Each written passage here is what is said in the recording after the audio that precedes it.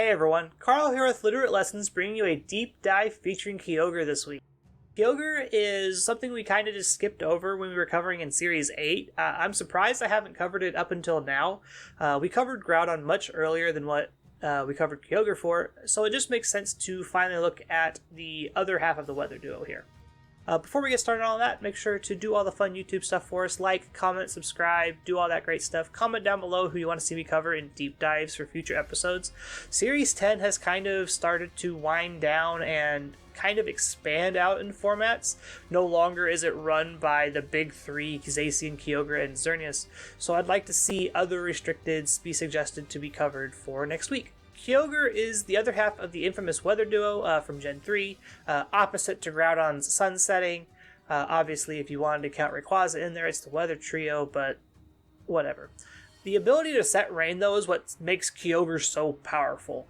Groudon, unlike Kyogre, is a ground type setting up sun, which it kind of helps Groudon a little bit, but it's not doing the same thing that Rain does for Kyogre. Kyogre has an insane special attack stat, and the fact that it gets to do Rain-boosted water attacks on switch-in means that it hits so hard that teams need to either try to find an advantage for it or literally just get blown out of the water. Predominantly throughout the history of VGC, since Kyogre's been introduced, I think since like Omega Ruby Alpha Sapphire, it's been a defining force in the formats it's legal in. With that, keeping with that trend, Kyogre has been one of the top performers in Series 8 and is still one of the top performers in Series 10. It's already hit the Series 8 numbers that it's at the end of that format 1 month into Series 10, which is very surprising given how it was very good in Dynamax formats, just being able to bulk up a little bit better, not have to worry about super effective hits as much.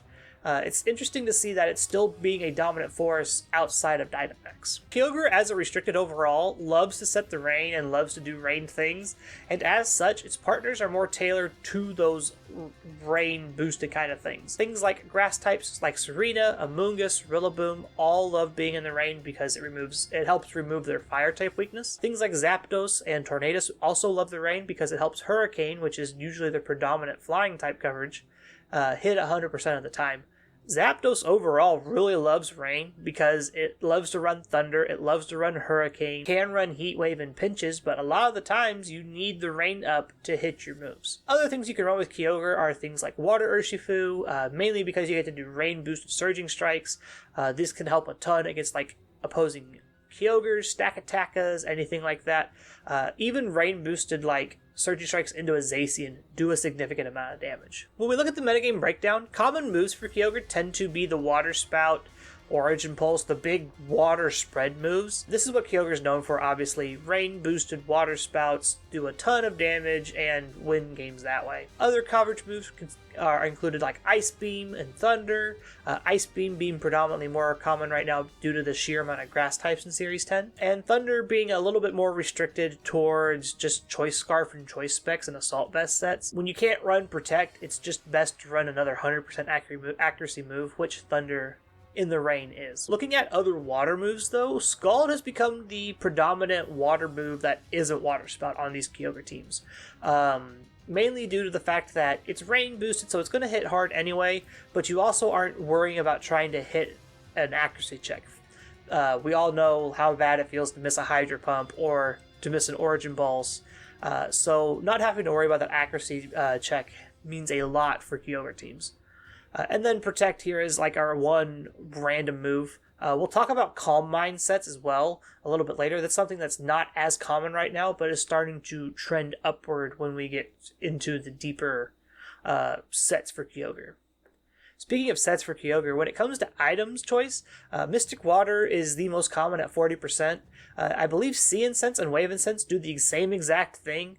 So I could have lumped all three of these together, and I would say it's probably about 50% Mystic Water usage, and then everything else below it. Choice Scarf was made popular via Centino Tarquino's team from Players Cup 25th Invitational. No surprise to see it here at 33%. Leftovers is where the Calm Mind builds start to kind of trickle in. They're super niche and super uncommon right now, but I think as Kyogre sees more play and the format develops, we'll see these Calm Mind sets a little bit more on bulkier, slower teams. And as for like Assault Vest, it's super rare to see an Assault Vest Kyogre. I would not recommend this in my personal experience. If your team can get away with it and do like Tailwind things, and your Kyogre can still outspeed and do a lot of damage, then that is fine. I personally would rather have my Assault Vest on a different Pokemon, like Rillaboom, like Zapdos, to where I could actually utilize it a little bit better. When you're looking to build with Kyogre, Kyogre as a restricted means that your team choices are actually fairly limited. You can't really bring fire types into your rain team because then you're not getting your full fire type damage and things like that. It's a lot of jockeying for positions, waiting for rain to run out so you can abuse your fire types.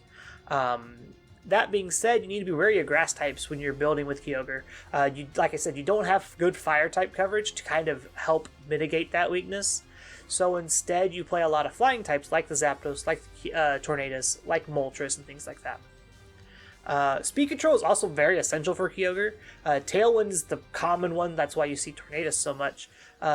But Kyogre only is a base 90 speed, so you can get away with doing Trick Room things in these restricted formats where things are expected to be fast to try and catch up to those Zacians and those Cali Shadows, and Regieleki to that extent. I've seen Trick Room sets where you go min speed, quiet nature, kind of just try to underspeed your opponent, get up a Trick Room, and then sweep that way. Looking at the movesets for Kyogre, we see a lot of offensively oriented sets. Max special attack, really high speed, looking to deal damage, and just take over games that way. Things like this Choice Scarf set, which is a carbon copy of Santino's team.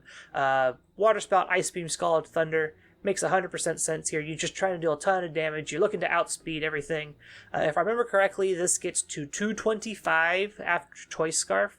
So that means if you do like Tailwind things, you get to 450, which is really, really fast. But I don't know if it's necessary to get that fast. The second set here is the standard Mystic Water set. Max special attack, max speed, modest nature. We get to the 142, which with Tailwind means you outspeed Regieleki 100% of the time, as long as they're not Scarf. Water Spout, Ice Beam, Protect, Scald. Super duper common, super duper standard. The last set here is more of an innovation on the sets. It's the Calm Mind set that we mentioned earlier.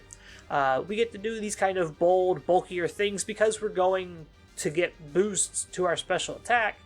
So we're not as worried about investing into our already high special attack if we can just go to +1 and live hits. Water Spout, Ice Beam, Scald, the common coverage moves for Kyogre, and then we just slap Calm Mind on here. We have leftovers. You can pair this with a redirector like a Moongus that has access to Pollen Puff to heal yourself back up so Water Spout deals more damage.